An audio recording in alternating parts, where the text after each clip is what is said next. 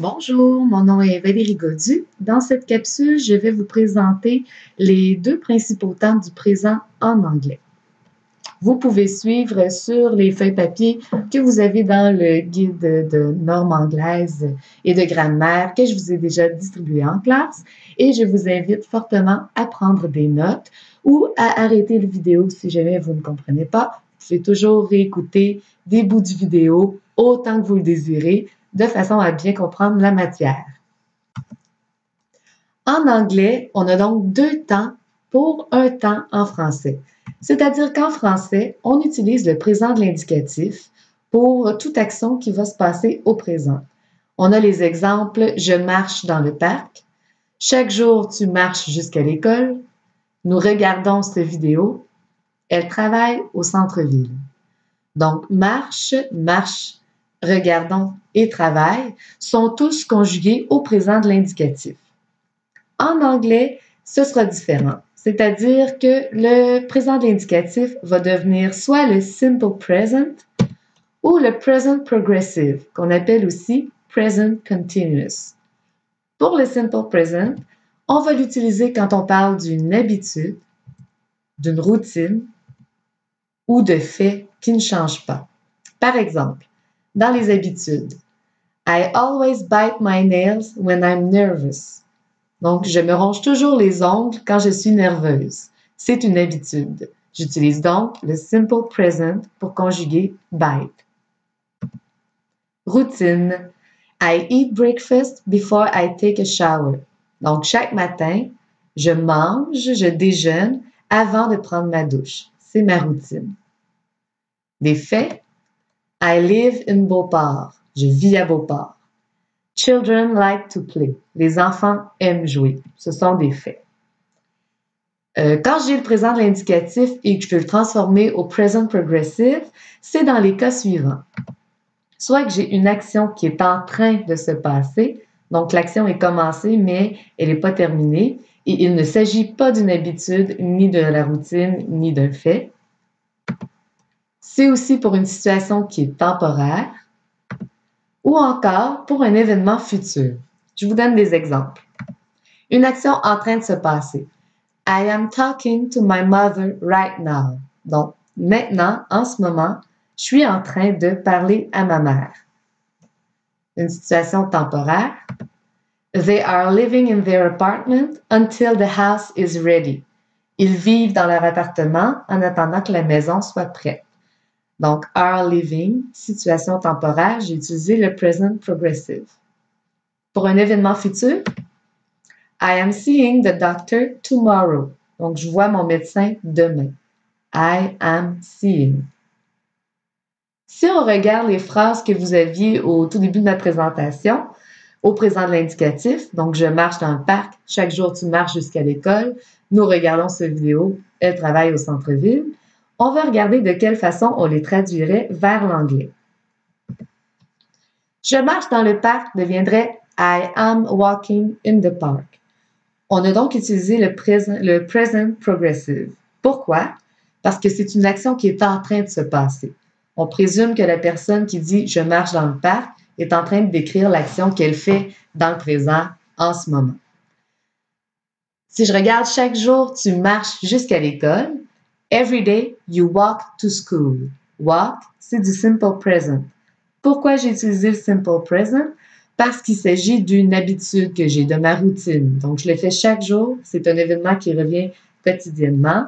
J'utilise le simple present. Nous regardons cette vidéo. We are watching this video.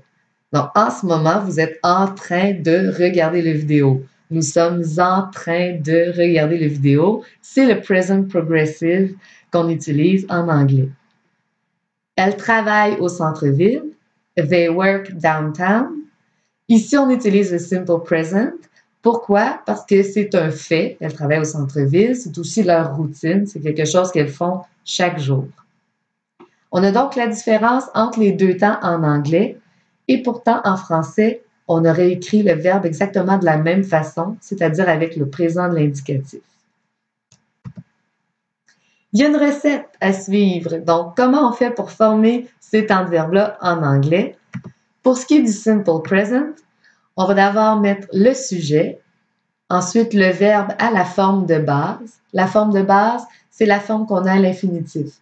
To be, to see, to walk, to talk. La forme de base, donc, c'est le mot que j'ai sans le transformer. Et la seule exception, c'est que si jamais j'ai la troisième personne du singulier, donc n'importe quel nom, ou encore she, he, it, je dois ajouter un S à mon verbe à la forme de base. On regarde des exemples. I walk. Donc le sujet c'est I, je. Le verbe à la forme de base, walk, marche. You come. Le sujet you. Le verbe à la forme de base, come. Tu viens. She talks. Le sujet she, elle.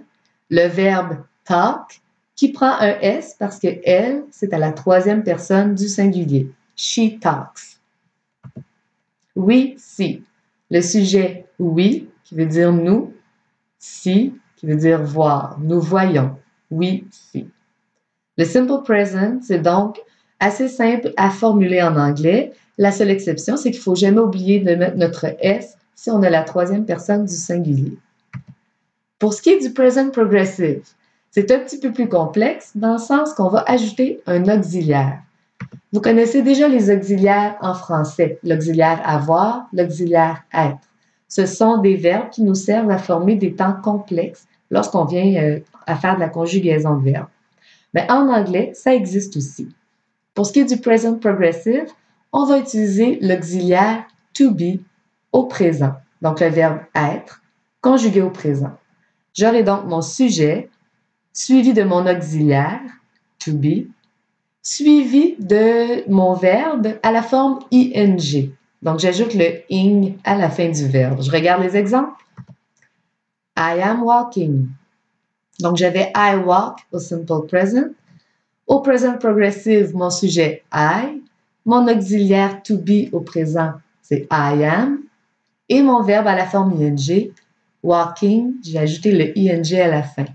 Donc, je suis en train de marcher. You are coming. Tu es en train de venir. Ou dans un présent, dans un futur proche, si je dis tu viens au party ce soir, you are coming to the party tonight. Donc, you qui est le sujet, are qui se trouve à être mon auxiliaire to be. Si je le conjugue avec you au présent, ça donne you are. Et c'est suivi de mon verbe à la forme ing. You are coming. She is talking. Donc, on suit encore la même recette. Le sujet she, elle. J'ajoute to be au présent, mon auxiliaire, she is. Et j'ajoute mon verbe talking avec ing. Finalement, notre dernier exemple, we are seeing. Donc, nous sommes en train de regarder, nous voyons en ce moment. We qui est mon sujet, are qui est le verbe to be que j'ai conjugué avec we au présent, we are. Et j'ajoute mon ing à mon verbe, seeing. Vous avez donc la recette et le pourquoi des deux temps de verbe anglais, simple present et present progressive, qui remplacent le temps de verbe français qui est le présent de l'indicatif. Je vous invite donc à vous pratiquer. Vous avez un exercice que je vous ai distribué. Sinon, il existe plusieurs exercices sur le net que vous pouvez aller faire en suivant les recettes que je viens de vous montrer. Bon travail!